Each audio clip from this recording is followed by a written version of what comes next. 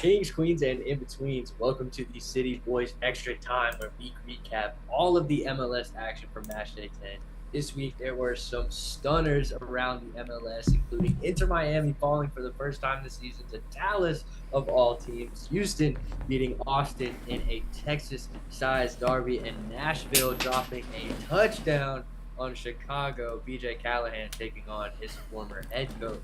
We are the St. Louis City Boys, and we are delighted to be taking you through the action. My name is Ethan Thornton, and I am joined by two of my best friends. How are you doing tonight, Jacob? I'm doing fantastic. A crazy weekend of soccer took place, and I could not be more excited to cover it on this Monday evening, our 10th Monday evening in a row. Shout out to us.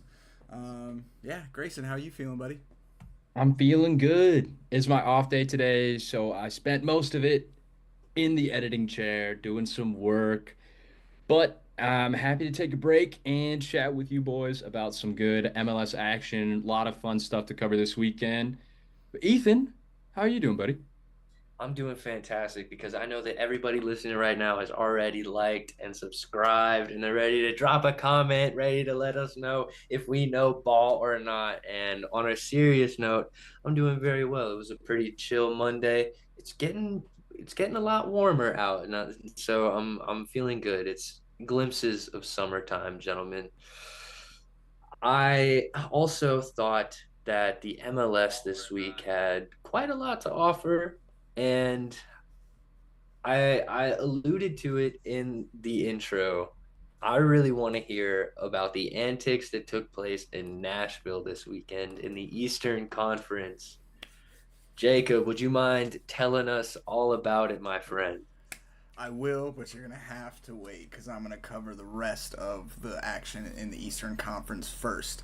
So, surprise, surprise, two Canadian teams lost this week to two New York City teams, or New York teams this week.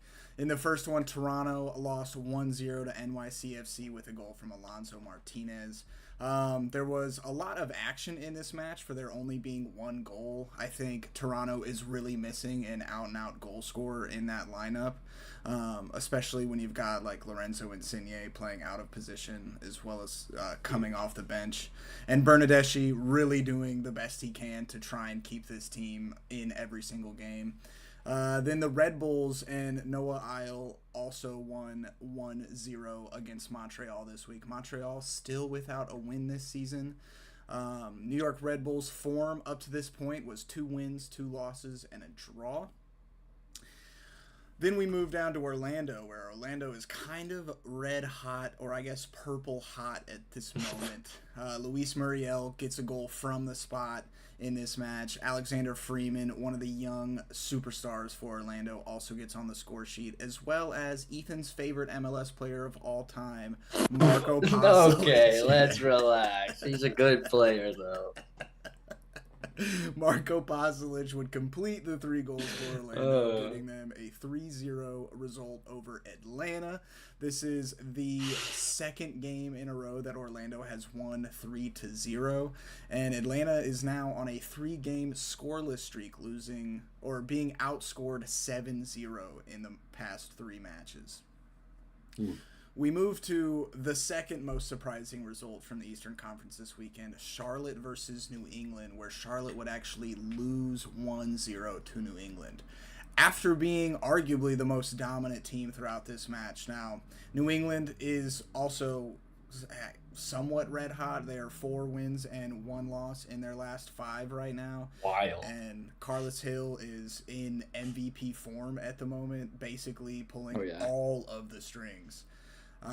But I thought Charlotte looked really, really strong in this match. I know Wilfried Zaha, there was a lot of storylines about his antics post-game, but after watching the match as well as the highlights back in order to be able to do this recap, I genuinely thought he had a good game, so the fact that he was catching a lot of hate really surprised me. But the moment Ethan specifically has been waiting for, Nashville 7-2 over the Chicago Fire. Sam Surridge, 4 goals. Jason Palacios with a goal. And then Hani Mukhtar with a brace as well.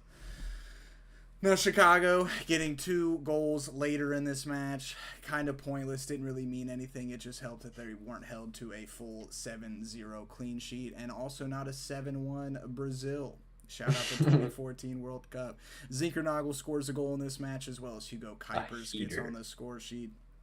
But yeah, Chicago was not very happy with this result. Nashville has to be elated with a 7-goal whooping on Chicago. BJ Callahan definitely deserved to be manager of the week. There were numerous Nashville players on team of the week as well, which, I mean, when you put 7 goals past the team, it's going to happen. So, shout out to them. Nashville, they are 2 wins and 3 losses in their last 5, so this was huge for their confidence going forward. And Chicago has 3 losses and 2 draws in their last 5, so definitely on a downward skid at the moment, unfortunately for Chicago. And that wraps up the Eastern Conference for this week, gentlemen. Should we start with the Nashville game? Thoughts, opinions, complaints? Can we please? Because what?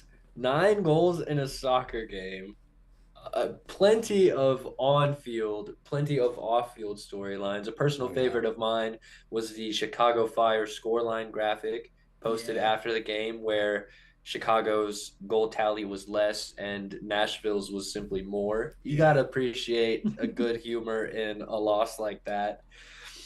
Also, I don't think Nashville scored a goal in their first 3 games, so for them to be popping off with a performance like this is very, very surprising to a lot of people, and I think a lot of people are delighted to see Sam Surridge hitting the back of the net and scoring 4 goals. Insane, of course, but also Hani Mukhtar getting a brace. That's the kind of he's a Denny Bouanga kind of player that feeds off of the confidence, and if he can reach his MVP caliber levels, then Nashville's in good shape.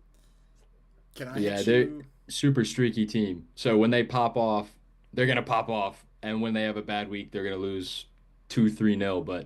But it's those when they're on it, they're on it. It's a good week for them.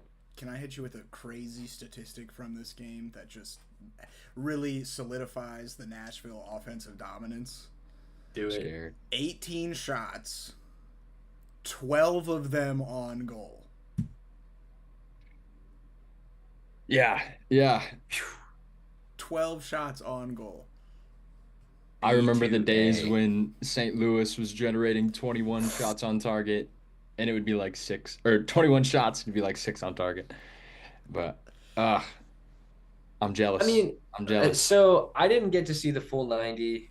I did see much of the second half. Was this just a complete and total defensive collapse from Chicago where they just where they outgunned tactically? I saw Sam Surridge score basically 2 of the same goals just in over the top. He takes it down and scores. What happened? It was a little bit of Chicago's defense not being able to handle the pace and firepower that is Nashville's offense, as well as this is the most clinical I think I've ever seen an MLS soccer team in my entire life. Like Nashville, every chance they had on offense, they looked like they were going to score, and that's not really due to a Chicago Fire downfall. It was just due to riding a really, really hot, streaky Nashville offense. Yeah, I tuned in for the second half after I caught some of the score line, and I was like, yo, I need to tune in and see how far this score racks up. But from what I saw in the second half, at that point, it was really just Chicago gave up. Like, of course, the scoreline was pretty bad, but there was a couple players, and I will not name names, that I saw just jogging around in the midfield, not really adding anything of value to the game, just kind of wandering around. I mean, when you're down 7-1, it's you want to get to the locker room as fast as possible. Yeah. It's How about that? Embarrassing. That Zinkernagel goal was phenomenal, though. Oh my goodness! I admittedly, I was responsible for goal of the week this week, and I left it out, not intentionally, by the way. I just forgot. So if that's your goal of the week nomination, if somehow you think that's a better goal than Denke's bicycle kick or Mihailovic's free kick, then sure. Yeah, But can't really I'll argue. I'll wear It's that pretty one. clean. It's pretty clean. But yeah, that was nasty. And Hugo Kuipers continues scoring. I swear, if this guy works his way into a top goal scorer this season, I will be pissed because he just is simply not scoring the same kinds of goals as a player like Ty Baribo. So for him He's to be grinding. in, yeah, I mean, he's trying to put Chicago on his back, He is joint top goal scorer in the league right now on 7. which is like boo if you ask me. Boo. I don't like that. I don't think anyone was expecting this except for maybe Hugo Kuipers and Chicago Fire in the preseason when we were doing team breakdowns. I didn't think Hugo Kuipers had almost 10 goals in him by match day 10. No. Yeah. Yeah, we'll have to see during the second and third portions of the season exactly how hot he can keep this form because One of they're the kind of on a tear offensively at least. Defensively, they have a lot to work on. the last storyline from this game that I wanted to talk about was how good it must feel for BJ Callahan to win this game. Yeah. I Yeah. mean, I don't think you get many opportunities in your career to go head to head with a former boss and just whoop them. I mean, there's not a lot of careers where you compete with a former boss. It's pretty unique to sports in general. So, I mean, I wonder. I'm curious what the U.S. Soccer Federation conversations were after that game. Like, If there yo, were any at all.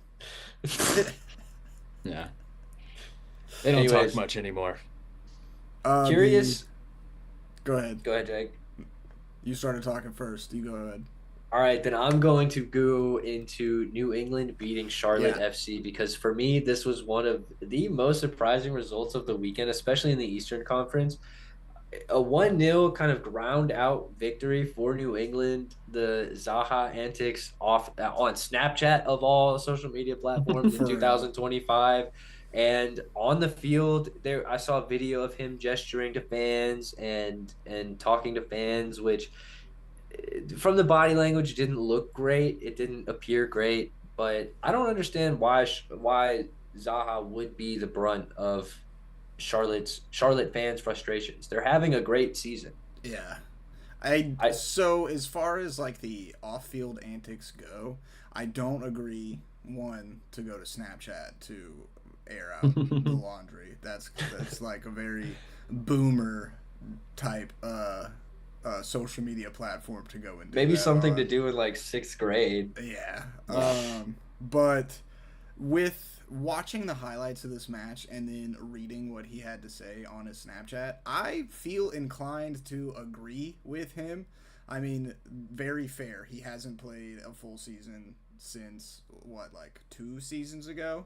So he's coming back to full fitness. He also is like in this match specifically was the focal point of the offense. He had some really nice shots. He was also trying to set up his teammates who weren't able to finish.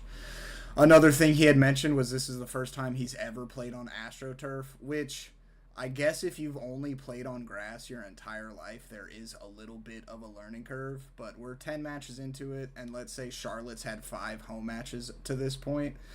I don't think it's that big of a learning curve that you don't know how to play on AstroTurf after 5 matches. That was like the only real part of his dirty laundry that I didn't necessarily agree with.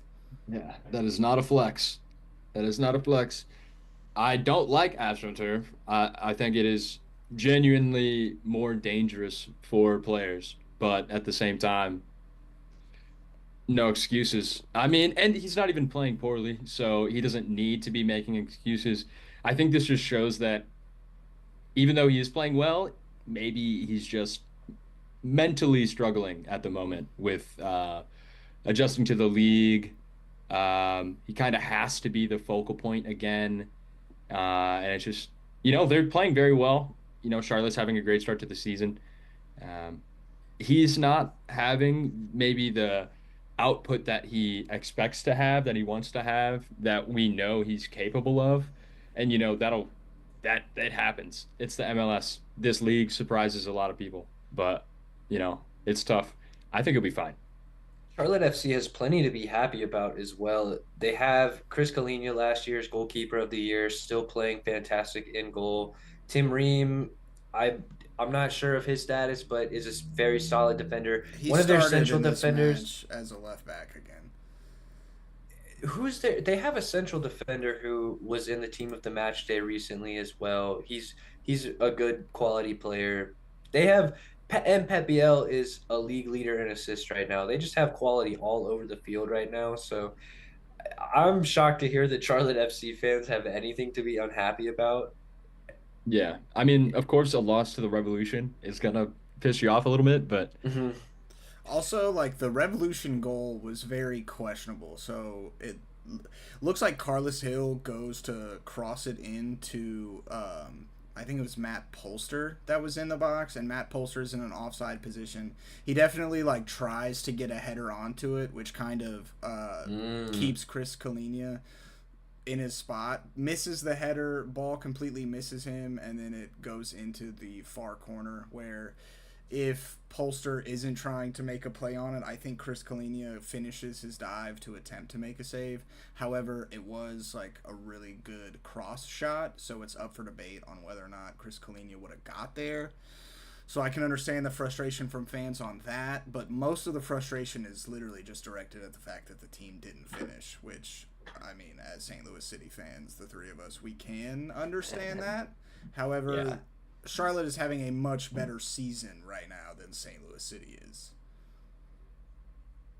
yeah, I can't really imagine any of the City players taking to Snapchat after a bad game, but that'd be kind of crazy. That'd be Yeah, kind of crazy. it was awesome. So how? This match did earn Ivicic team of the match day honors because he did have a good game. After I saw that Ben Lunt got snubbed for team of the match day, I went and watched these highlights, and Ivicic did have some really really clutch saves. Okay. Um, so it is fair that he makes it to team of the match day. I am a homer, so I will say I think Ben Lunt had a better game, even though he gave up 2 goals. But a clean sheet against the now fourth best team in the Eastern Conference at the moment is really, really good showing for their goalkeeper. But But statistically, all of the stats are in Ben Lund's favor. Bro had 11 recoveries to 4 recoveries, uh, 7 saves to 4 saves, including a penalty save. Come on. a clean sheet to 2 goals conceded.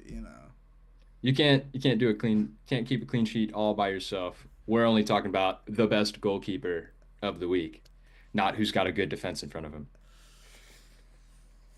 Well, the last thing I want to know about New England in this from this game, based on what you saw, Jacob, are they turning it around? Has Caleb Porter, is he figuring something out? Are they hitting some kind of flow? Because you mentioned that they are in a pretty good run of form, especially compared to what we thought going into this season. I think we counted them out. I think it's Yeah. fair to say that it's fair because they didn't look great last season. Have they turned things around in New England? I'd say it's looking up. I don't know if it's fully turned around. I don't know if this is a roster that can win you a championship. I'm not saying it isn't, but it is truly due to Carlos Hill masterclass over the last 5 weeks. Like I said earlier, they're 4 wins and 1 loss in the last 5 matches, which speaks volume. Off the top of my head, I can't tell you who they lost to or who they beat, but Charlotte, a 1-0 gritty win over Charlotte FC is definitely good to have in the back pocket and helps with that confidence going forward. They did beat some good teams, and they were all close matches. Like, this is a Revolution team that knows how to win. Defensively, they're very strong. So they really just focus on keeping the ball out of the net and hope for some magic from Carl Hill. And lucky for them, he has that in his bag. He can produce a goal out of nothing if he needs to, and he does it week in and week out. They beat the Red Bulls. They lost 1-0 to Cincy. Like that's even in that, like that's a good enough result. They beat Atlanta 1-0 when Atlanta kind of was in much better form than they are now. They beat NYCFC 2-0 and then they just beat Charlotte. So I think, they're not in a great spot in the table, but they're slowly climbing. I feel like they should be a little bit higher, but they're getting there. Speaking of Atlanta's poor run of form, Orlando back to back 3-0 victories. Luis Muriel is also on a hot streak right now. He might look a little out of shape in his jersey, but he is in red hot form. A goal from the spot for him, completely earned as well. It was a clear foul. Does go to VAR because they don't call it at the moment, but the back leg of the defender gets the trailing leg. And then the front leg, while it does stab the ball, comes after tripping up the player, and then it's in the box. So I agree with the penalty call there. Marco Pasalic with a fantastic goal again in this match as well. And Alexander Freeman, a young kid coming up for Orlando right now. Definitely look out for him. He's got 3 goals this season. He could be one of those young player of the year candidates for the season. Okay. But then you've got Atlanta, 3 games scoreless, being outscored 7-0 in the last 3 games. They have 2 back-to-back 3-0 losses with a 1-0 loss sprinkled in there as well. And they had a good starting lineup for this match. No, when they started off the season and going into this point, I think we're all really surprised to see Atlanta in the situation that they are right now. Yeah. I think this is their worst start in their history or something to that to that nature. It is not good scenes in Atlanta right now, and I think people are extremely restless because they just ditched one of their a reliable attacking player in Jean Silva to St. Louis City, and they splashed the cash on Emmanuel Latte Lot.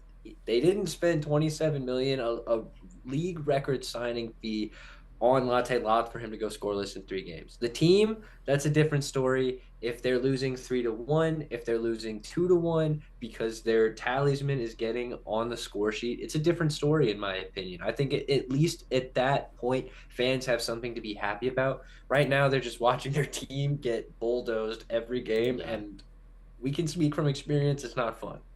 We know. Yeah, so Latte Loth misses this match. I think he might be injured at the moment. But they have Miguel Almiron starts. Moranchuk also starts as well. So those are 2 great attacking pieces. And then Jamal Tiar is a good forward in place of Latte Loth. And with the 2 pieces behind you, you just have to be in the right spot to put the ball in the back of the net. They also have Mateus Click in their center defensive mid, and then they have a really, really solid defensive line as well as one of the most veteran goalkeepers to ever play goalie in Brad Guzan. Brad Guzan did not have a great game this match. He had a couple nice saves, and then I think one of his saves led to a goal for Orlando, if I'm remembering correctly. I think he punched it out, and then it fell to Marco Pasalic. I think that's how Pasalic got on the ball. Correct me if I'm wrong, but I think what I saw though, Pasalic, he didn't necessarily pick it up like inside the box and then tap it in though. He still had plenty to do. I remember. Okay, well, Jacob, since we're talking about it, I'll talk about the Marco Pasalic goal, I guess.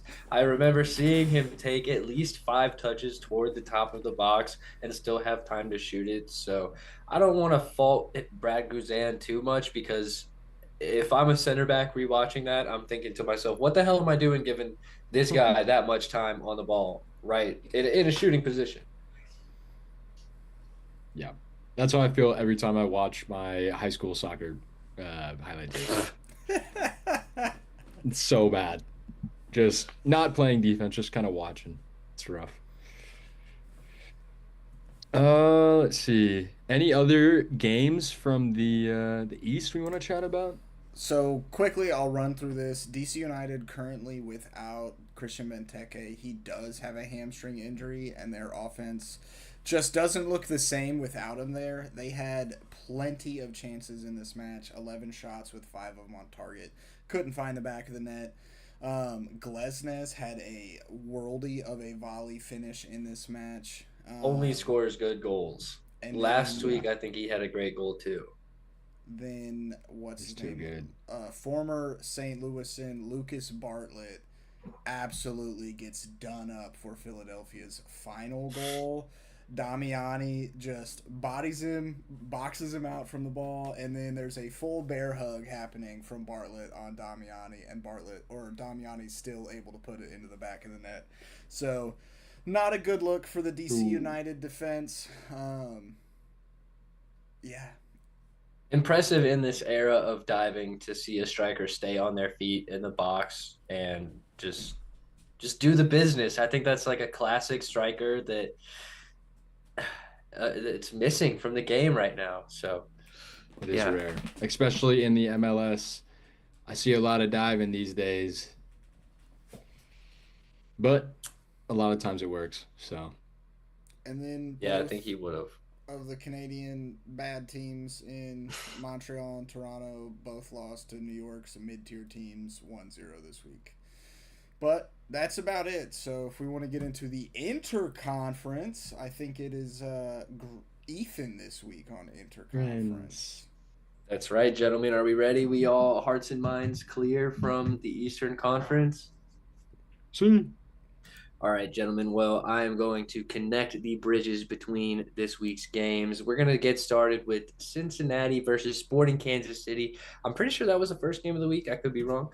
Anyways, Kevin Denke would net a brace and a worldie to place Cincy on the top of the East and keep Sporting Kansas City below St. Louis City where they belong. Columbus versus San Jose.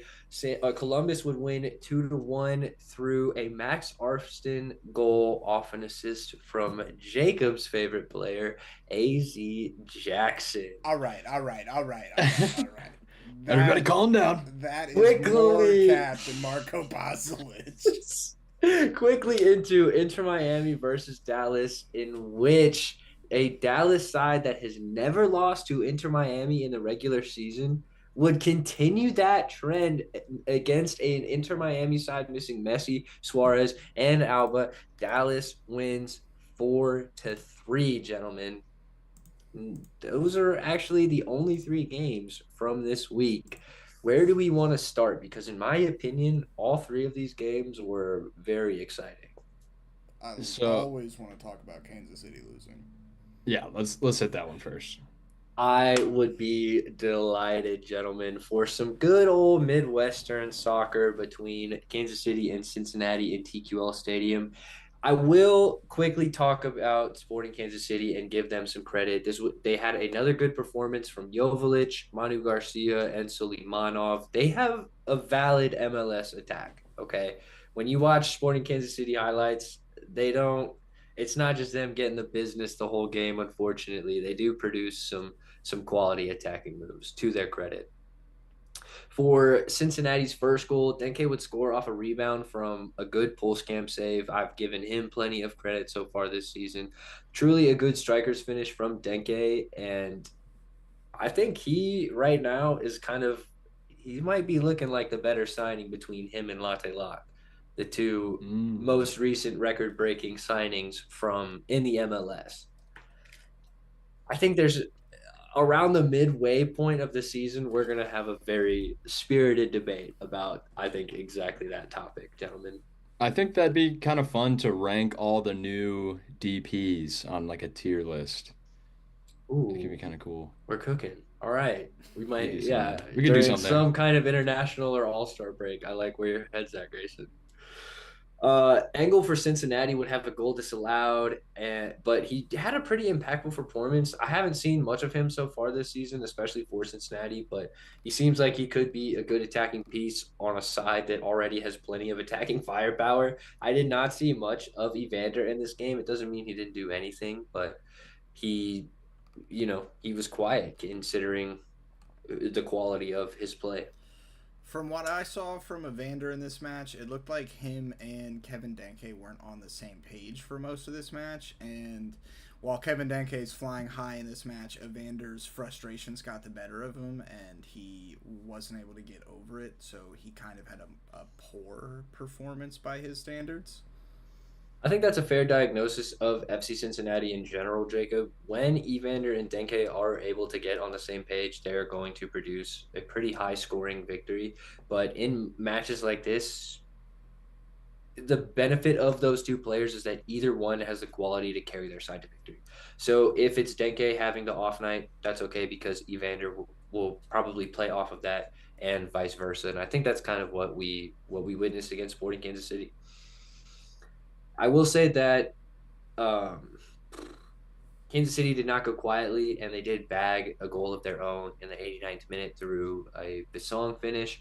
Eric Tommy got his assist, which is kind of annoying. He doesn't even start for them anymore, and he's still producing. That's typical. He's a pretty good player. I will, like I said, I Sporting Kansas City have a valid attack. I truthfully, they are turning things around since Peter Vermees's exit. They are looking like they are overperforming the quality of their team. If in my opinion, I don't think the quality on the field is that great. Yeah, I'm pretty biased too. They're getting there. They're getting there. They got Joveljic. They got Shallowy. Also, I saw on the MLS's Instagram that they called Kevin Denke's goal, bicycle kick goal, a goal of the year contender, but I don't even know. It's not going to get all the votes in our goal of the week poll. This Yeah. isn't even the first bicycle kick of the season in the MLS. Yeah. We're I think just it could be in the conversation, but I don't know if it'll make it that far. look, we're just over a quarter of the way through the season. We are bound to see some more worldies. I don't think we've had a true halfway line goal yet, which is pretty much scored every season in the MLS. We haven't seen all that many crazy free kicks just yet, so We've just seen a give it a little couple. bit of time. We We've have seen a we couple have of seen a banging free few kicks. I know absolutely that nutty free kicks. I know for sure Olivier Giroud is gonna hit something. He's already hit a free kick, but this is a highlight reel of a guy. Like he's gonna score maybe one more goal this season, and it's gonna be like a scorpion kick Yeah, that's from. what I was thinking. Yeah, we need a scorpion. Just some kind of Puskas goal contender that next to 100 other MLS goals looks average. I would Yeah. love to see like a RVP Flying Dutchman goal take place in the MLS as well. Ooh. Yeah, I mean Ben Kremeski tried his best last week.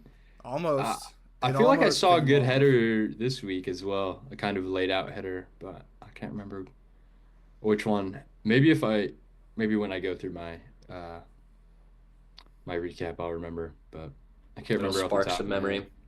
Yeah. Um, Well, while we are in Ohio, I'm going to go a little further north. I think is Columbus of Cincinnati. My geography is being tested. Yeah, it is. It is. It is. We're gonna yeah, say it's further north than Cincinnati, where, like I said earlier, Columbus beat San Jose 2-1. Once again, it's hot and cold. San Jose remaining kind of cold, but make no mistake about it, they weren't just completely out of this game. They played pretty well. They were able to draw the game level at one point, and Joseph Martinez, Chicho Arango, and Christian Espinosa are three very, very good MLS attackers. And Amal Pellegrino has worked his way into the starting 11 for San Jose. he's good. He's He good. is he's looking like a player that is playing for a starting spot. And when you have that kind of spark in an attacking player, it can lead to serious, serious production. He is interesting because he played this match in the center of the park. He's more of like a left wing kind of player. And he played like center mid right in the middle of the park this time. So I mean I think he has that type of quality where he's just he you can fit him in anywhere offensively and he'll do fine.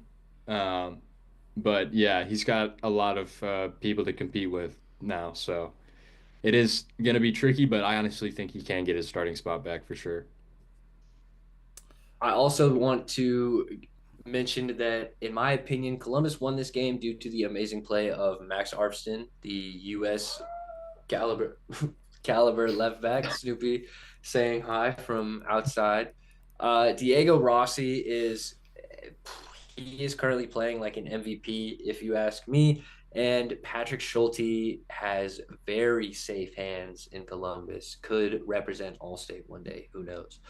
Columbus actually went in front by way of, give me some grace on this last name, boys. Zawadowski from a Diego Rossi Zawadski, assist on Zawadowski. a set piece. Thank you, thank you. I should have practiced in the mirror before this episode, but honestly, a really good finish. Diego Rossi's service is just delectable. I think the kind of service that center backs dream of to try and head into the goal, and that attackers lick their lips at, because if it falls to the ground, they're hitting it. Yeah, Rossi's just a quality player. Whether he's scoring it or creating it, he's gonna make something happen. And yeah, really good Columbus side right now. So I'm not surprised they took this one. San Jose is still trying to work their way back into their peak form that they were in at the beginning of the year, but San Jose has struggled since their 6-1 win over yeah. DC United, losing Mm-hmm. 2-1 to LAFC, 5-3 to St. Louis's little sister, and now 2-1 to the Columbus Crew, which, if this bodes any news for Nashville, maybe Nashville fans don't tune in for the next 2 weeks because your team might go on a little light losing streak here. Well, that's the thing about San Jose, is that I can't wait to watch San Jose versus Nashville, because these are two pretty high flying attacks. I would say if one of these teams is able to produce 7 goals and one of them is able to produce five against one team, then what can they do against each other? Who knows? 0-0. They've already scored all their goals. Quickly, gentlemen, I want to have a quick debate, because there are two players currently in the center attacking mid position that are playing in an unbelievable form right now, and that is the battle of the Diegos, Diego Rossi or Diego Luna, gentlemen. Which one are you Mm. starting and which one are you selling? Unfortunately, I don't have a third to play start bench cut, but right now, these are two of the best center attacking mids in the MLS. One has a lot more experience. It comes from South America. The other is an American product through and through, with a ceiling that I don't know if we can see, gentlemen. Who would you take in St. Louis? Let's say that you have to take one of them for St. Louis City's starting 11 in their next game. Who are you picking? Mm. Grayson. Okay, I'm taking Luna because a couple of reasons. One, young American, you got to promote the Americans. And St. Louis City honestly doesn't have a lot of Americans. We got Betcher, we got Akil, we got a couple guys in there, but we got a lot of Germany right now. Diego Luna is a very exciting player. He's he gets talked about a lot. You know, he as not the classic uh, American soccer player. Look, you know, he's covered in tats. He's a baller. He's pretty short. He's a bulldog. He scores beautiful goals. And yeah, he's still very young. I really rate Diego Rossi. He's been all around the world. He's played in Turkey. You know, he's been successful in this league for many years, and I know that he will continue to be very successful.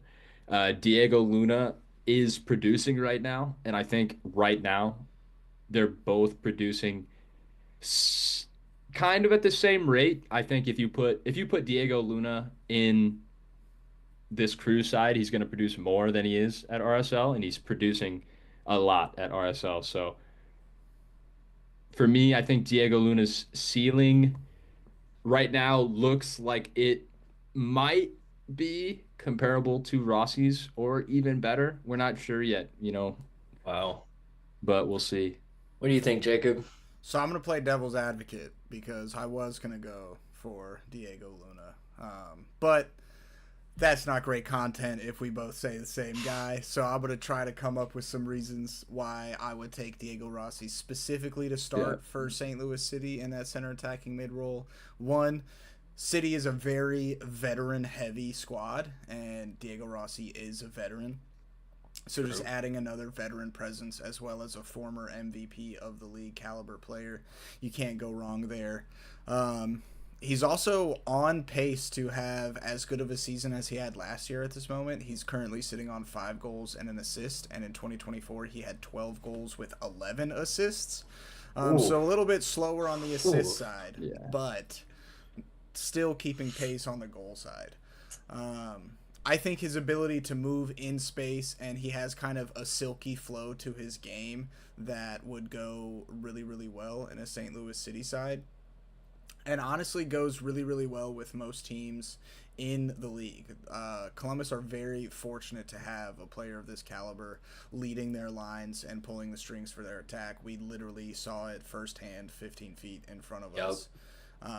And he had a lot to do on that finish, and it didn't look that difficult. And that seems to be his MO. It's going to be hard, but he makes it look easy. So I would take Diego Rossi. I know he's only got probably a handful more seasons left in him, but definitely the type of player who can don the captain's armband as well as win you an MLS Cup. Look, the thing And about go on, so I Grayson. was just gonna say that, we're talking about Diego Rossi like he's gonna die. He's 27 years old. Like he's still in his prime. He's still got at least 5 or 6 seasons in him, in my opinion. In the MLS, at least he could still, you know, go somewhere else.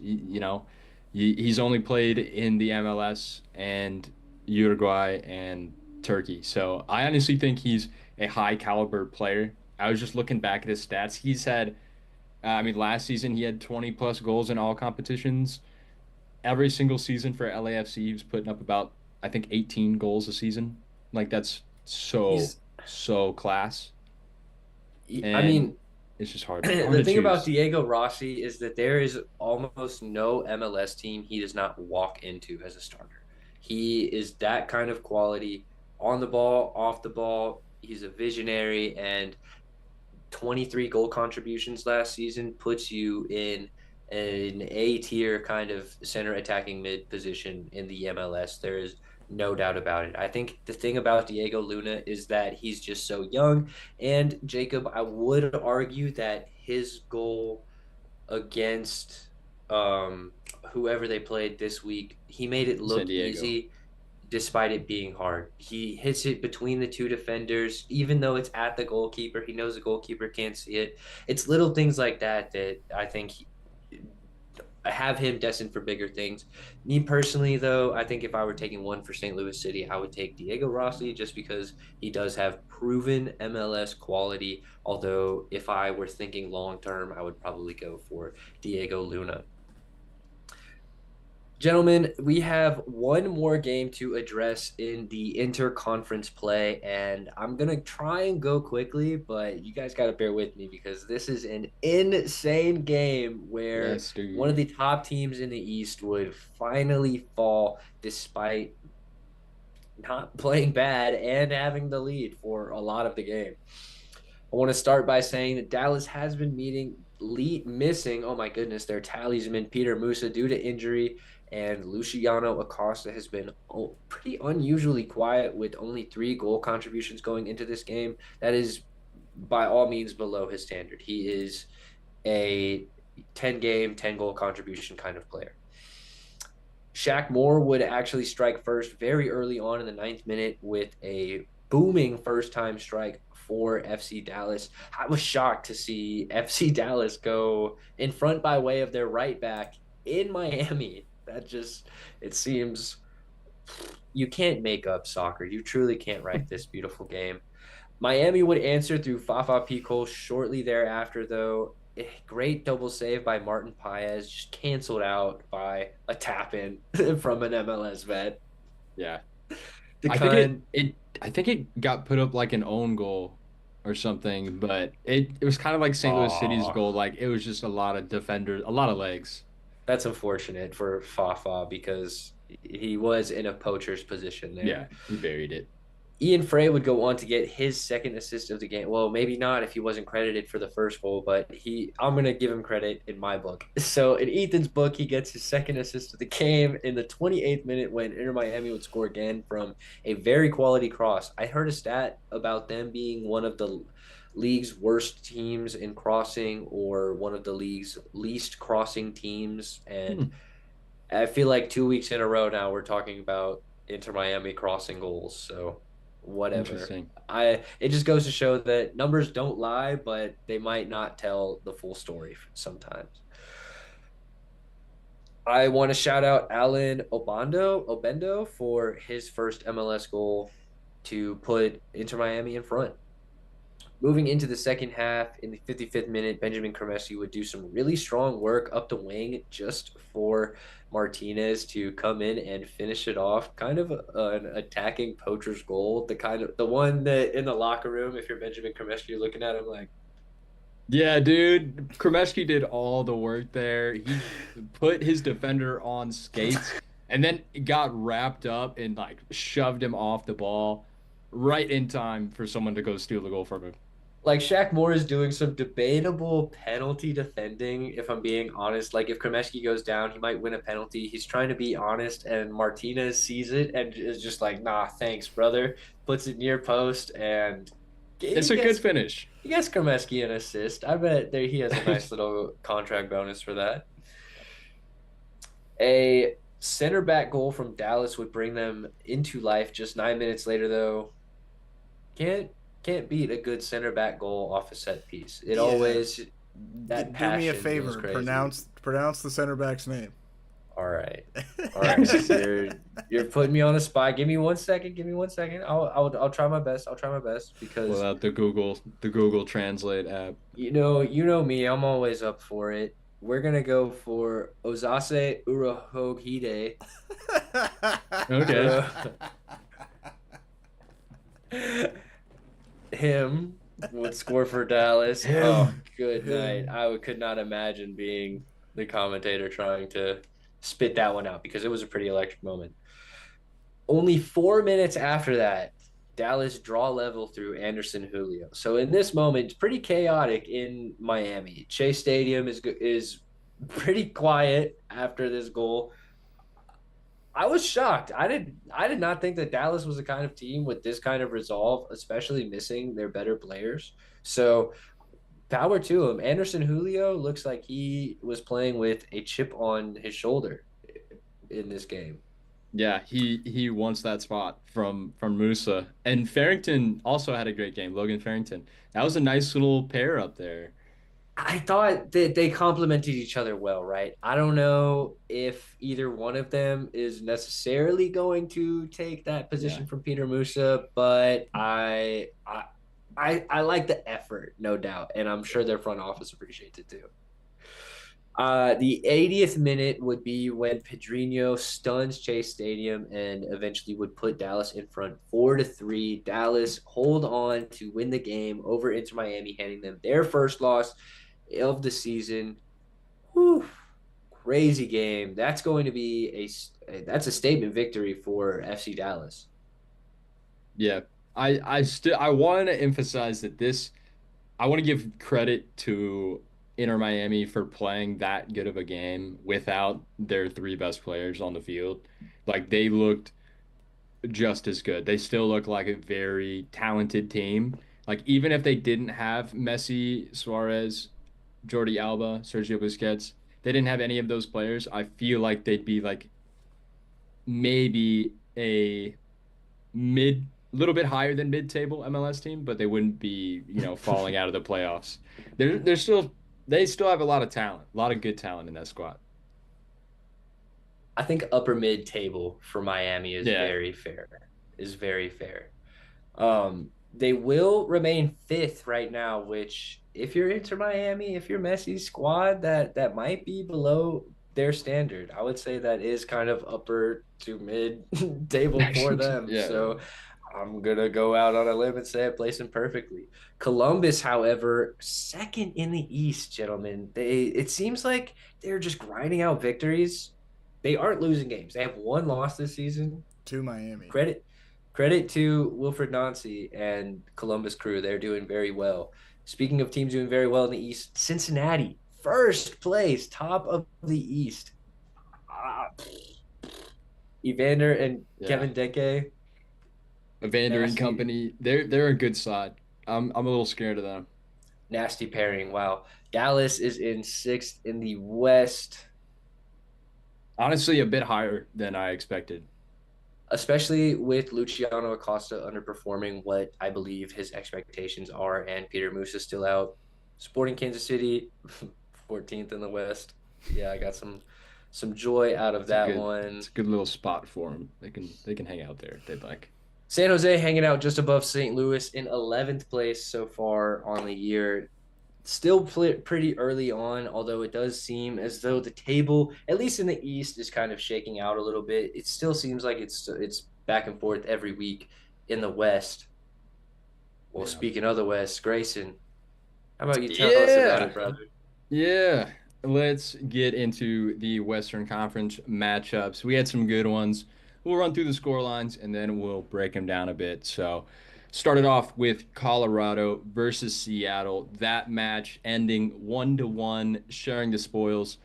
San Diego versus Real Salt Lake. Real Salt Lake would put three past San Diego FC, slowing down their really hot form.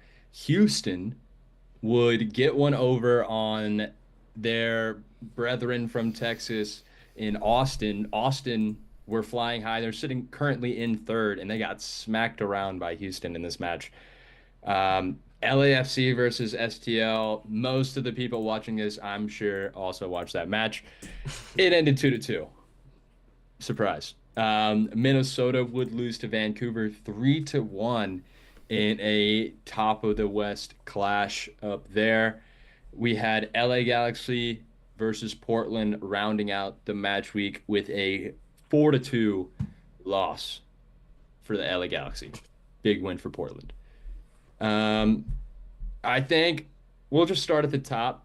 Colorado versus Seattle. It was a very good game for the neutrals. Really poor defending from Seattle to start off this match. Uh, Looked like they were gonna get scored on pretty early. Navajo had one cleared off. Cole Bassett hit the post pretty early on, and then Seattle does what they do and grow into this match offensively. I heard the announcers say right before they scored that they're third in chances created Oh, um, wow. in the MLS currently. So that's a little scary. And right before halftime, Danny Musovsky would ghost into the box for a nice little sweaty tap in goal. Um, then we get a free kick outside of the box for Jordi Mihailovic. Oof. And you know what happens when he's standing over the ball. In fact, most people thought what was going to happen was a nice little curling free kick to the top right corner. But instead, he goes up and whispers to Cole Bassett, "Watch this," and then slides it under the jumping wall to the bottom left corner, leaving Stefan Fry stranded. It would go on to end 1-1, sharing the points. Good game for the neutrals. Pretty even teams here. I feel like both of these teams are very strong offensively and kind of struggle defensively. What do you guys think? I think that's kind of been the story of Seattle's season so far is that they have expected a lot from their attack. I think it has a lot of firepower. And instead, what has happened is that they've been somewhat let down by their defense. They haven't necessarily stood up to great teams. They lost to St. Louis early on this season. So I don't know. I'm curious. I'm glad they're not coming off the back of 3 points ready to play St. Louis, but I'm interested in how they are going to come out against us. I can promise you that from here on out, the rest of the season, Seattle will be putting a man behind laying down underneath any wall for any free kick from any distance throughout the rest of the year. You got to Um, learn that lesson the hard way sometimes. I think I actually rate Colorado a little bit higher than Seattle at this point in the season. I think Okay. Colorado should have won this match. They are not getting the headlines that I think they deserve. They have put up some really good performances, and they have a really, really good core group of players. Like, I don't see a lot of chatter about Georgi Mihailovic being one of the best center attacking mids in the league.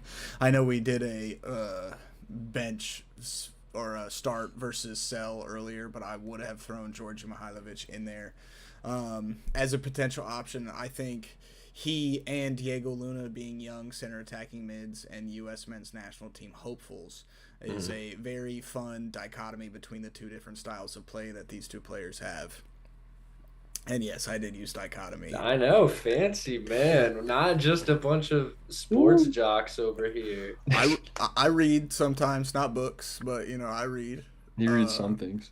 but yeah, Blue City articles. I really, really liked this match. It was very fun for a neutral in me because, I mean, they're in the Western Conference. I don't want either of these teams to win and make that gap for us to make playoffs even harder. But this was very fun. I agree Agreed. with you there. We have talked a little bit about Georgi Mihailovic on this show before, and yeah, I agree that he is in the conversation with Diego Rossi and Diego Luna. I think that he has kind of put Colorado on his back at different points in the season and last season. So we will see. I think Colorado's season depends on Jordy Mihailovic's season. If he does well, they do well, and so on. Speaking of players putting their teams on their backs, we've got San Diego versus Real Salt Lake ending 3-1 in favor of RSL. And that man, Diego Luna, would open the scoring in this match with a super clean hit after intercepting the ball himself, taking it down, uh, facing up some defenders and slotting it top right. It was just such a good finish, so clean. And then we get some good old MLS controversy, a penalty awarded for San Diego FC as player gets pulled down. It's classic. This one honestly is not very controversial. It was a penalty. Chucky Easy. Lozano would place this penalty bottom right corner. Very easy. 1-1. And then another penalty awarded at this time for RSL as Surkoff of San Diego FC. I think he's their center defensive midfielder, Serkov, center back, He's a their Surkoff. center center back, mid. yeah. I thought he Center was a mid. center mid. I might be, yeah, I think he's Pretty center sure mid. he's center back. I don't know. Either way, there's a shot going towards the goal. It seems to be flying top right corner, and Surkov goes like this to block himself, and it hits his arm, blocking the shot. A lot of people can argue he's not making his body bigger, but at the same time, the ball was flying into the goal. So I'm not mad about the penalty call. I think he does make himself slightly bigger. I think his elbow slightly pokes out a little bit. Whatever. I think it's a pen. Uh, then Diego Luna would get his second, burying it from the spot kick. And then we get an absolute laser from Sam Jungwa to make it 3-1. Honestly, I think this goal could also have been in goal of the week. This was clean, nice, picking out the corner from outside the box. Uh, Yeah, Ethan, do better. Yeah, yeah, I saw on the lineup. He was a center mid. Yeah. Yeah, I saw. Yeah. rough. Um, I would also say in kind of this is kind of relevant at the time. There would be a second yellow, a very controversial second yellow in this game for Bodie Hidalgo. He got a second yellow for time wasting Yeah, what a So name, Bodie Hidalgo. He should get a yellow for just being named Bodie. Bodie. his parents get a yellow. But I mean, he's about to throw the ball in, and then one of his players runs up to take the ball off of him, so he drops the ball, and he gets a yellow for it. In stoppage time too. Like that's Like, come on. And Like, the game is put away already. It's not I really get like it. they're going to get back into it somehow. Yeah. So I feel for him on this one. I think it's a bad call from the ref. Like, I understand technically, sure, time wasting, second yellow, but also use your discretion. Just yeah. be a good ref. Yellow. Um, Blow the whistle, give him a warning, you know. yeah, come on. But I also want to give a shout out because RSL, I think, has a very good player on their hands in Xavier Gozo. 18-year-old earned his first full 90 after making four small showings off the bench, but he plays right wing. He really looked dangerous this match. He didn't get any goals or assists or anything, but he looked very dangerous, and I have no doubt he will put up some numbers this year. I think he'll have a good first season there. Next match, we got that Texas Derby. Uh, Houston smacking around Austin 2-0. And yeah, it they handled them. Two second half goals. A lot of kind of back and forth in the first half, but two second half goals from Linger and Ponce, a handful of wasted chances too. Like this game could have been really bad for Austin. Could have been 4-0. They created. Oh yeah, I do. I think the left back from Houston, Franco Escobar, Argentinian, would get man of the match. But I also want to shout out their right back, Griffin Dorsey, who created two massive chances to score. He would get an assist for the second one, but he, two moments in this match, he picked up the ball and drove into the midfield, commanding the space he's given, laying off the ball to a player. He should have had two assists, except I think it was Bassi, the Frenchman, Amin Bassi, tries to hit it one time and absolutely scuffs it like terribly. Um, I've also never seen a guy look more French than Amin Bassi. Like that's crazy. Uh, but yeah, shout out to Griffin Dorsey, great game. Also, Brooklyn Reigns, center mid for Houston, also had a great game. Jack McGlynn is always an inch away from a worldie in any MLS game. Like this dude, give him a year or two, and he's got like 10 goal of the year nominations. Like this dude's nuts. Um, Next, Wait, LAFC. wait, I have a question. Yes, Um, Jacob. is Houston starting to put it together? I at the same time that I want to say yes, I also want to say no. I think some players from Houston are figuring it out, but if I'm a Houston fan, there's a couple of players that I know I would be extremely frustrated with, and I think one of them is Amin Bassi. He's very good, but so many times just scuffs chances. He often seems like he's on a different page than everybody else. Like there's so many times he'll take a chance and then just look at everyone else and be like, it's Yeah. like, dude, you're the one that missed. Like, I don't, what do you want me to do? Like, so I don't know. I feel like they're trending upwards. I think they're figuring some shit out. And I think that Bassi, once he gets a goal, he'll be fine. But I do like this Houston team. Very rough start to the year, Yeah. I'm looking at but their form right now. really, And really rough. that's what sparked my question for you because they start out bad and then they get the 1-0 clean sheet over LAFC for their first win on the year. Then they have back-to-back draws with the Galaxy and then Colorado. And then this win over Austin, Texas, which has had a skid recently, so I don't know if that helps in the performance coming from Houston or not. So thank you for clearing that up. Well, I'm surprised because Austin is still sitting in third place. Yeah, They just Austin's seem not a out bad of team. place at the top of the West right now. Vancouver and Portland, two very dominant attacks right now. Minnesota and Colorado, highlight players pretty much weekly. Austin scoring one goal per week at the most, sometimes none, I eking mean, out victories. It's been yeah, enough for them. they literally have a -3 goal difference, and they're sitting in third. They've scored more than one goal once this year, and that was against San Diego in a 2-1 victory. They have a great defense, to be fair. Yeah, Brad Stuber is one of the best goalies in the league.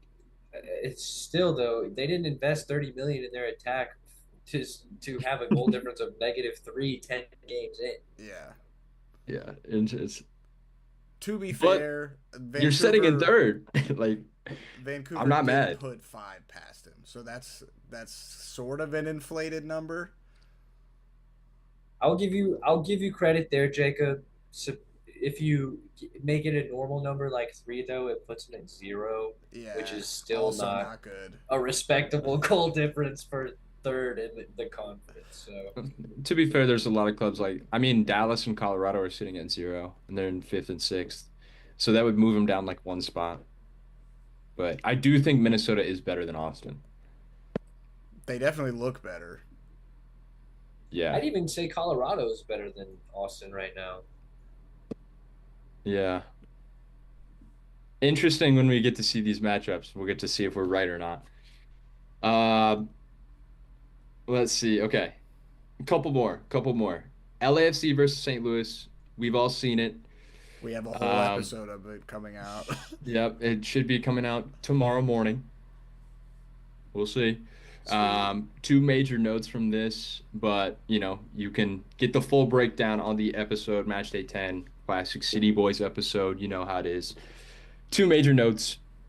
One, STL can change their formation. And two, Denny Bong is going to score on both of them. It doesn't matter. Uh, Like, geez. But a Danny lot of Boanga, some positives, some negatives. despite starting slowly this season, is still one of the best attackers in the MLS. Yeah. It's so obvious when you watch LAFC play. And even with Olivier Giroud's lack of production in his tenure at LAFC, Denny Bawanga and David Martinez have been able to put it together well enough for them to remain successful. And I don't know how long that will sustain, but if Hugo Lloris can keep making decent saves, then they'll be where I think a lot of people expect LAFC to be, which is toward the top of the West. Yeah, I kind of agree with you there. I think they're a bit better than their position in the tables reflecting, but I think as the season kind of wears on, they'll start to pick it up and kind of show what kind of team they are. Quickly on St. Louis City, I just want to say how entertaining it was to watch them actually score some goals. I mean, damn, it Yeah. it was reminded of just how nice it is to celebrate a goal. And yeah, when that game opened up, it was very exciting. It was very scary in the second half but we were actually building. Like, we could see passes connecting, so much more space in the midfield. It looked nice. Obviously, that's a lot more space for Denny Bouanga as well. And that also showed itself on the scoreboard. I am going to keep my comments about this match reserved for the episode for tomorrow. There. We can go ahead and move on then. Minnesota versus Vancouver. Yeah, Top of the West challenge here. And it was pretty funny because if you go back and watch the highlights, there's literally like one highlight from the first half. So it must have been very tense because it shows the lineups and then skips to the 60th minute when Greg Berhalter hits a beautiful curling. Greg? Greg.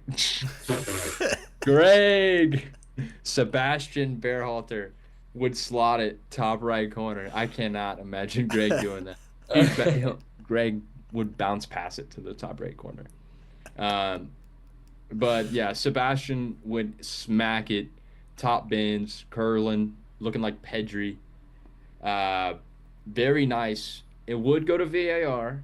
They'd try to rule it off, but it would stand. Uh, Dude, it was then a piss missile. it was nice.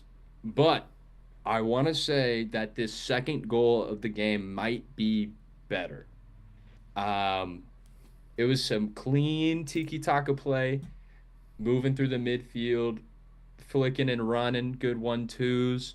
And then it ends with a cheeky little chip from Vite over the goalkeeper, over one of the best goalkeepers in the league, too. Very clean. Vite would get another one off of a cross, just burying it after that for three. And then Will Trapp would get a little consolation goal for Minnesota there to make it 3-1, but it wouldn't really mean much. Both teams still sit very high up in the table, but Vancouver is 5 points clear at the top of Portland. In this match, there was report and an investigation is being done by MLS on the potential um, slur that was used in this match, and unfortunately, that is taking the highlights all over social media from this match.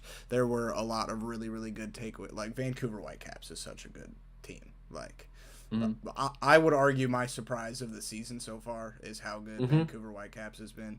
So it sucks that what happened between two players on the field in a verbal altercation is taking the headlines right now. Yeah, it's fair. Um, Last match of the week, we have LA Galaxy versus Portland Timbers, who are going crazy. And I kind of have a bit written down on this one because there's a lot of goals in this. But first of all, I think here's another goal that could have been nominated for goal of the week here from Portland, the first one from Portland, and it's all Anthony. Anthony flicks the ball up and over Yamane. I can't remember the sombrero. He hits him with the little sombrero flick, dinks it over to Yamane, and then chips it over to DaCosta, who buries the volley. It's not the cleanest volley. It does hit the keeper, but it still would slide in.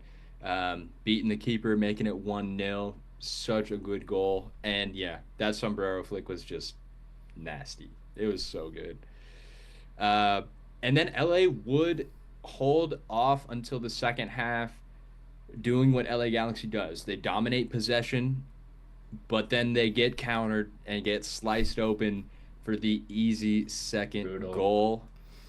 And then a third goal would be from another counter, Kevin Kelsey. Actually, this is the second goal. Kevin Kelsey off the counter. Anthony would slide it to Kevin Kelsey, and he'd bury it top. It was like bar down. Like this one did get nominated for goal of the week. I think this was number 2. No, number 3, because I voted for this one. I really did like this one. I always love a good bar down finish, especially when it goes bar down. It was powerful enough to bounce back up and into the roof of the net. Like, such a good. That always looks good. And then Christian Ramirez would bury a cross from Paintsville to get LA into the match. Beautiful goal from Marco Royce. Really proves that there is some class in LA, but they cannot make it happen consistently enough to challenge in these matches. But still a very good goal regardless. Then John Rodriguez would get a penalty awarded from the however guy. I should learn his name probably, but whatever. However, that's fun. I mean, this call for this penalty was pretty questionable. I'm not gonna lie, and I will say that's because in the highlights they show the foul in the run of play.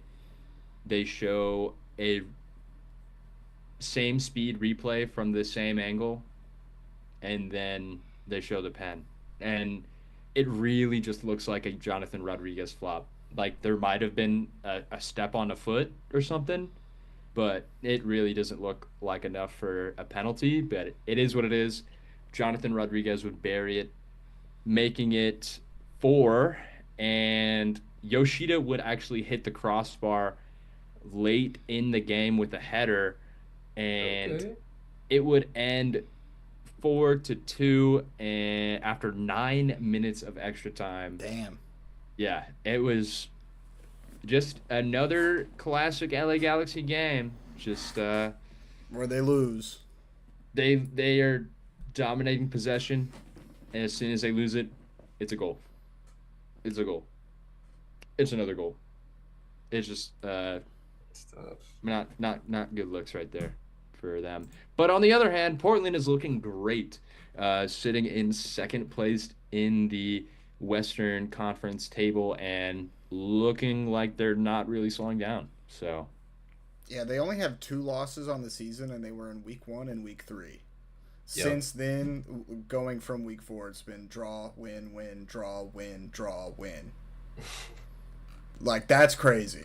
Just points every week, and it's no wonder they're in second place in the West right now. LA Galaxy's form total loss, loss, loss, tie, tie, loss, loss, tie, loss, loss. That's brutal, bro. Stinky, boo boo, bad. Not good at all from LA. I wonder what it's going to take for LA to get their first victory. Next week they have Kansas City and Sunday Night Soccer. there you go. So Oh, what a doozy. There it is. I'm sure the schedule makers in the offseason thought at this point it'd be a great game, but Nah, honestly, this very well could be another blowout game for Kansas City. This They feels could put up like- some goals. this feels like a Carolina Panthers versus Pittsburgh Steelers Thursday night football game on Amazon Prime. Under the lights, baby. that's a good, very football comparison for our MLSers around here. Oh man, I don't even have that much to say about the LA Galaxy because they have the star power to be successful. Yeah. They have simply just got to figure it out.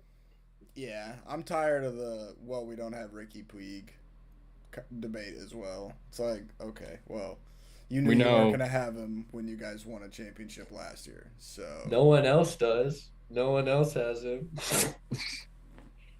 It's true. It's very true. Portland does not have Ricky Puig. Any whoosies. You guys ready to address the goal of the week? I'm very interested to see who Indubitably. won. Yeah. Well, gentlemen, we had 4 top class nominations this week.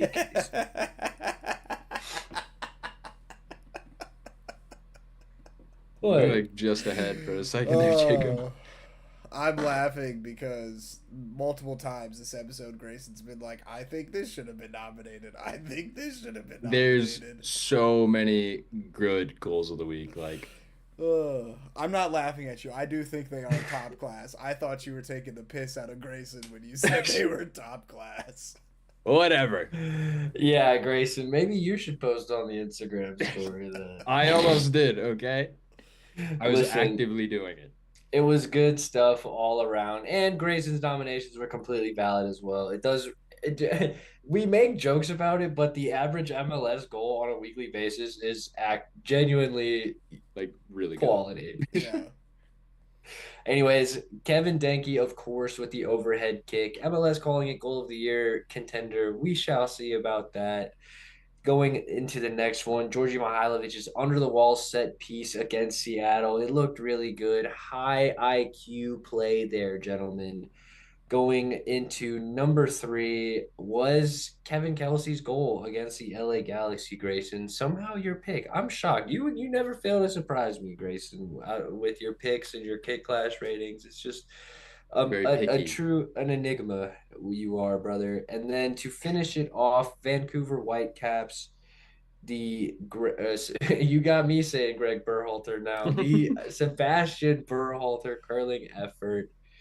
Well, gentlemen, the votes are in. They have been counted, and as of the recording, goal number 1, Kevin Denke's goal, wins this week. Whatever. 7 of the 10 votes total. I'm pretty Damn. happy with the amount of votes that got because it was only posted right before the episode That is began. true. Yeah. That is So true. thank you for voting in the goal of the week nominees, everybody. We appreciate you very much for your contributions. And at least two of us agree that Kevin Denke deserved the goal of the week shout.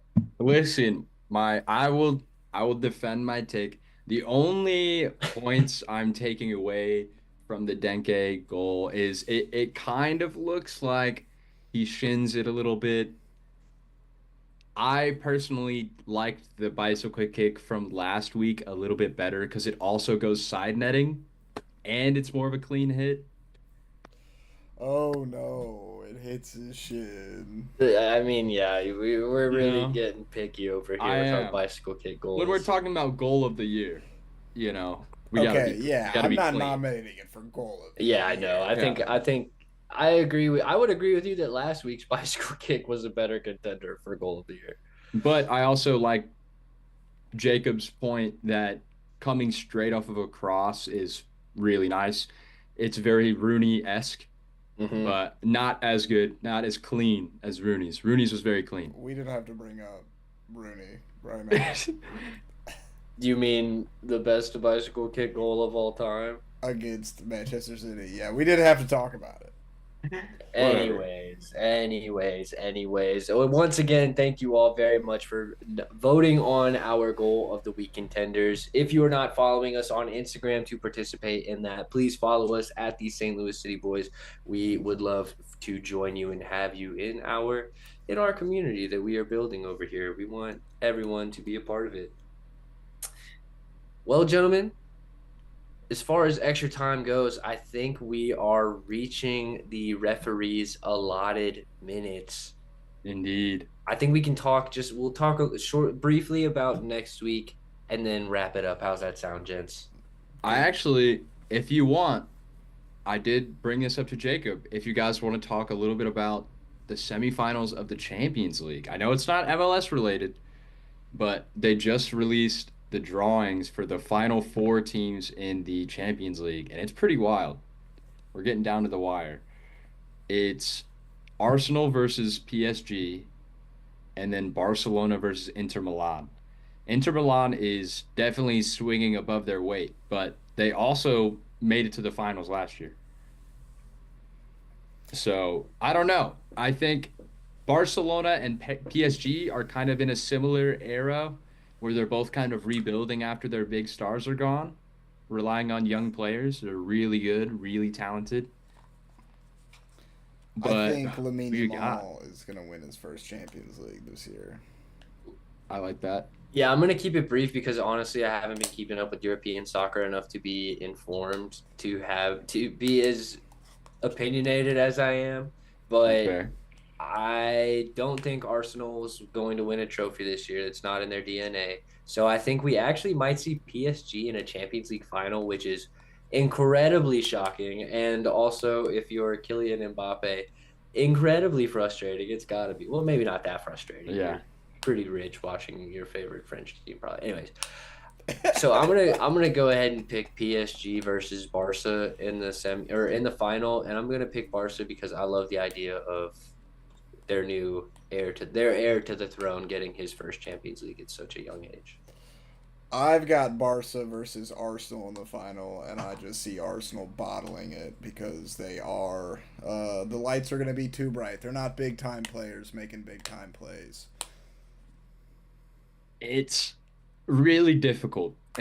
As a Chelsea fan, Arsenal is a team I hate the most out of any team in the world. Even Kansas City, I don't like Arsenal more than them. Wow. Damn. Um, Wow. and I don't know why. I'm not 100% sure why. I know that's partly to do with Stan Kroenke, partly to do with the fan base, and I feel mostly to do with every time we face Arsenal, it's a great game. But in this run, like recently, I mean, Arsenal just beat Real Madrid in the two leg. Real Madrid's historically one of the best Champions League teams ever.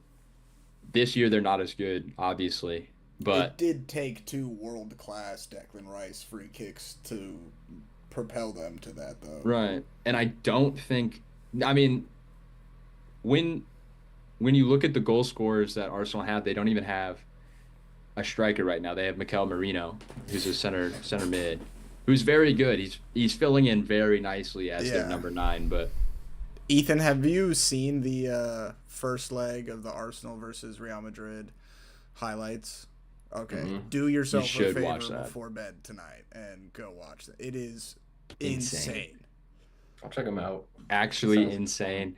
Like I don't want to spoil it, but you I did already did. kind of you did kind of mention it that Declan Rice hit two Well, I've seen the freaking free kicks, of course, insane that free sent them kicks. through. Yeah, I The did game watch was the also second sick. leg because I was expecting a good finish and some dark magic from Real Madrid to propel them through over Arsenal somehow. yeah. I know that the Champions League is their cup, so yeah, I was surprised to see Arsenal advance. I don't see them That's winning about all it, I know. though.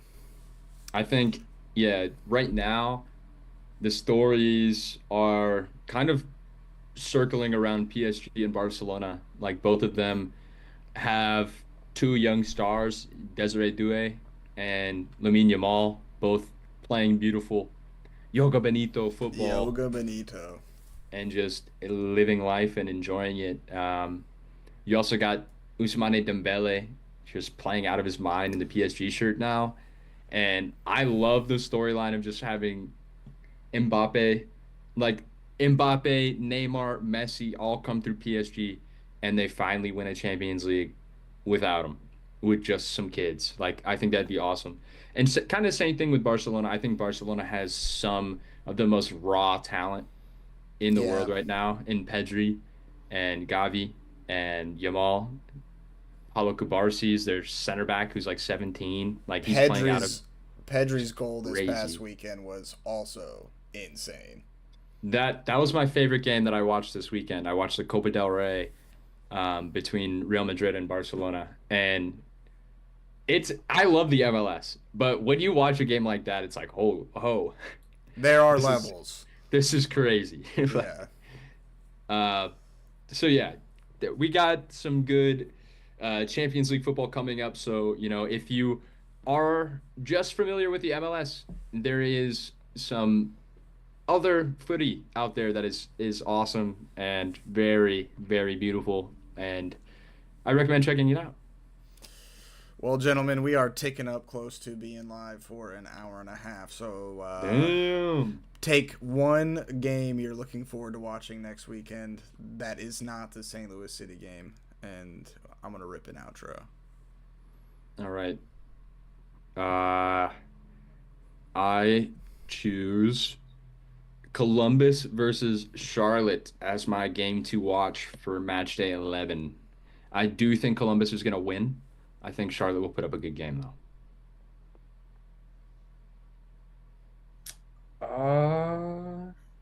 I'm looking at Chicago and Orlando City because Chicago is going to be looking to bounce back after getting thrashed 7-2, and Orlando City have been disgusting. Have you guys ever heard of Marco Pasalic? Mm-mm. Never. Not once. I'll tell you guys about it sometime. I'm looking forward to the. Okay, I was tied between two, but I am looking forward to the San Diego FC versus FC Dallas match this weekend. I think this is going to be a heat check game for FC Dallas. For FC Dallas, and San Diego desperately needs to find a win. They've been struggling the last couple weeks, and I think they could do it here. So I'm gonna pick San Diego over FC Dallas this weekend.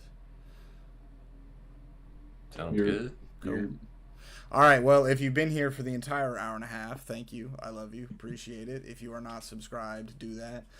Make sure you like the live or come back and like the video because it's going to be immediately posted as soon as we're done.